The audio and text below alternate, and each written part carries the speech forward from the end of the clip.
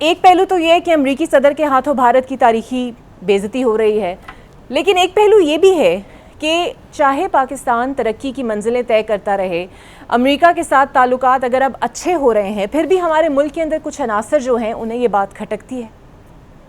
बिस्मिल्लाहिर्रहमानिर्रहीम। बहुत शुक्रिया। आपने कहा तारीखी बेइज्जती, मेरे ख्याल में तारीखी दुर्गत अगर लफ्ज कहे तो ज्यादा अच्छा है। और बड़ा मजा आ रहा है, वी आर एंजॉइंग इट कि नरेंद्र मोदी का जो हाल हो रहा है, और उसकी वजह यह है कि नरेंद्र मोदी ने ये घड़ा जो था वो पाकिस्तान के लिए खोदा था। और नरेंद्र मोदी जो था ना, he was bouncing more than his weight. वो अपने वजन से ज्यादा उछल रहा था। नतीजा ये हुआ कि वो औंधे मुंह गिरा। अपने अपने मुल्क में भी बेइज्जत हो रहा है, क्योंकि एक झूठ छुपाने के लिए उसको हजार झूठ जो है वो बोलने पड़ रहे हैं। और जाहिर है मीडिया और जो कांग्रेस है और अपोजिशन है, और खुद उसके अंदर बीजेपी के अंदर जो है एक जबरदस्त अपोजिशन आ गई। और यही वजह है कि बीजेपी उसको रिटायरमेंट के मशवरे दे रही है 75वीं सालगिरह के ऊपर। इसका मतलब यह है कि नरेंद्र मोदी के days are numbered, number one. Number two, जो आपने अभी बात कही कि हमारे मुल्क एक तरफ तरक्की कर रहा है, खारजा सतह के ऊपर एक हमें बड़ी पजीराई मिल रही है, एक वजन मिल रहा है साउथ ईस्ट एशिया के अंदर, और इस रीजन के अंदर पाकिस्तान की डोमिनेंस जो है वो बाकायदा महसूस की जा रही है। अब इसी वजह से आप देखें तुर्किया है, और इसी तरीके से आपको बड़ा सरप्राइज मिलेगा 14 अगस्त को इंशाल्लाह आप देखेंगे पाकिस्तान में बड़ी बड़ी शख्सियात जो है वो इंशाल्लाह हमारे कौमी दिन के ऊपर जो है हमारे साथ खड़े होंगे। और इंटरनेशनली जो अरब दुनिया के अंदर आपने देखा नहीं कि जब हाजी गए थे तो कैसे वेलकम कर करके जो है सऊदी अरब में इस्तकबाल हुआ। और एक जमाना था कि हमने वो वक्त भी देखा कि हमें मुश्किलात का शिकार होना पड़ा। अब ये जो आपने बाबर अवान साहब के हवाले से बात की, मेरे ख्याल में मैं जरूर इस पे, बाबर अवान साहब एक सीनियर कानूनदान है, और बगैर सबूत और शवाहिद जो गुफ्तगू करना मेरे ख्याल में उनके कद काट के मुताबिक नहीं है। ठीक है कि वो एक पार्टी को बिलोंग करते हैं, अपनी पार्टी को जरूर वो प्रोटेक्ट करें, लेकिन नेशनल इंटरेस्ट के ऊपर जो है आंच नहीं आने दें। ये जो बातें की गई कि जी वो वहाँ ऑयल जो है वो दस्तयाब हो गया था, और उसके बाद ऑयल एक्सप्लोरेशन होने लगी थी, और फिर एक बरादर इस्लामी मुल्क ने बंद कर दिया।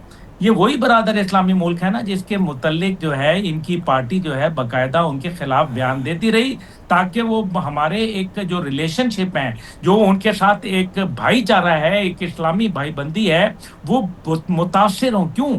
ताकि पाकिस्तान में पैसा ना आए। ये वही लोग हैं जिन्होंने आईएमएफ के सामने डेरे डाल दिए थे कि पाकिस्तान के गरीब आवाम को पैसे ना मिले, पाकिस्तान को कोई प्रोजेक्ट ना चल पड़े।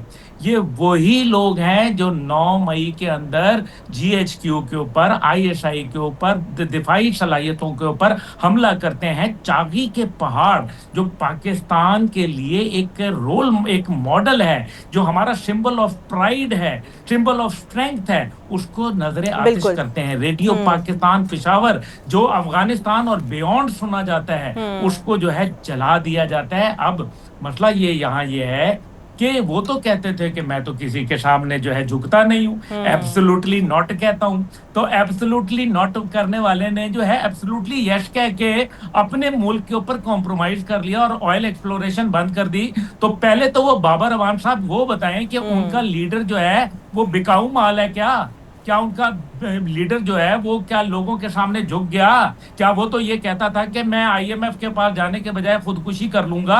तो बाबर अवान साहब इसके ऊपर भी जरा लबकुशाई करें। आप हमारे मोहतरम हैं, हम आपको देखते हैं, सुनते हैं, लेकिन बगैर सबूत और शवाहिद। और फिर आप तो माशाल्लाह सीनियर कानूनदान है, ले जाए ना अदालत के अंदर, आपके पास सबूत है।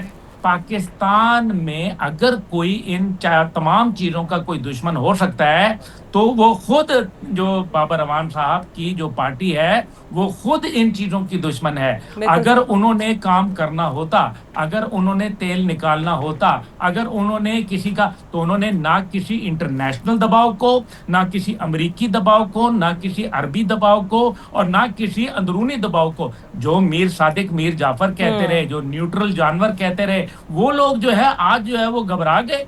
ये जो वो तो सबसे पहले कहते थे सबसे पहले आपने घबराना नहीं है, वो घबरा गए, और वो घबरा के और सर आप समझते हैं नेशनल इंटरेस्ट के ऊपर देखें, इकरा साहिबा, पाकिस्तान के नेशनल इंटरेस्ट के ऊपर, इसका मतलब है जो है उन्होंने जो है वो इसको रौफ पहुंचाया ये कौमी जुर्म है, और अगर कौमी जुर्म है तो वो उस टाइम पे उस वक्त के वजीर आजम पीटीआई के जो बानी सरबराह है वो मौजूद थे, उनके ऊपर कौमी मुकदमा कायम करें बाबर अवान साहब, मैं इंशाल्लाह आपके साथ अदालत में जाऊंगा। अच्छा सर, एक और चीज़ भी हमें इसका मुतरफ होना पड़ेगा और पूरी दुनिया इसकी मुतरफ है, बल्कि खटक भी रहे हैं कई लोगों को। फील्ड मार्शल का एक तो दौरा है अमेरिका, बहुत सारी नई तजारती राहें हमारे लिए खुल रही हैं, ईरान हो, अफगानिस्तान हो, उज़्बेकिस्तान हो, ताजिकिस्तान हो, एक नए दौर की शुरुआत पे हम कदम रखने जा रहे हैं। तो आपको लगता है कि सबसे ज़्यादा भारत के अलावा यहाँ पर जो अनासर ऐसे मौजूद हैं जो सुबाइयत को रंग देते हैं, उनको भी ये चीज़ काबिल कबूल नहीं है?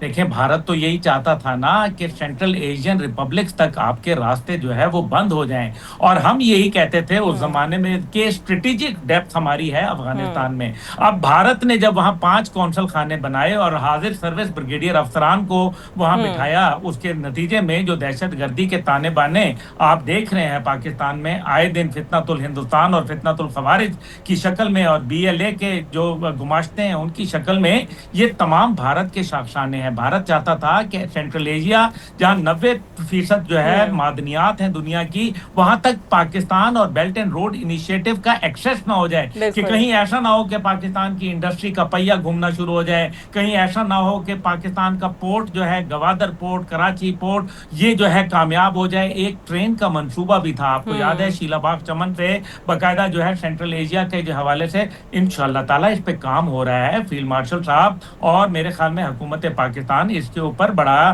सोच समझ के काम कर रहे हैं। अभी आपने जिन ममालिक का जिक्र किया, सेंटकॉम के जरिए जो सेंट्रल कमांड है अमेरिका की, नेटो का, उनका एक इजलास पाकिस्तान में सरबराही इजलास हुआ कमांडर्स का, और बड़े तमाम इन ममालिक के सेंट्रल एशियन रिपब्लिक जिनको कार्स कहा जाता है, उनके तमाम रिप्रेजेंटेटिव्स पाकिस्तान आए। ये बड़ी इज्जत की बात थी। जनरल माइकल कोयरेला जो थे, उनको पाकिस्तान ने एक खसूसी इनाम से भी नवाजा।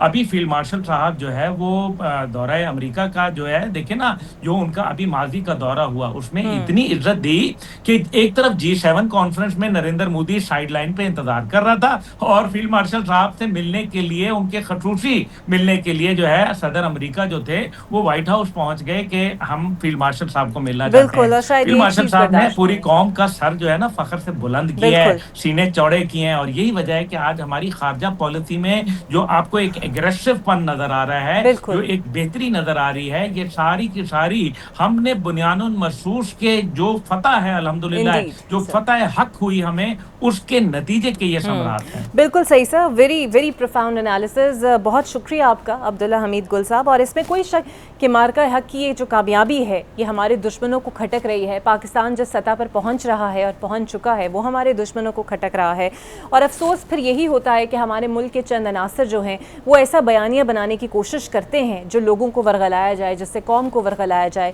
लेकिन अब वो वक्त गुजर चुका, क्योंकि पाकिस्तानी कौम मुत्तहद भी है, और चाहे वो अमेरिका के साथ एक तजारती डील हो या फिर आलमी सतह पर पाकिस्तान का बुलंद होता हुआ परचम हो, ये ऐसा ही रहेगा, और हम भी इसी बयानिए और इसी डायलॉग के साथ रहेंगे। मुझे दीजिए इजाज़त, अल्लाह हाफ़िज़।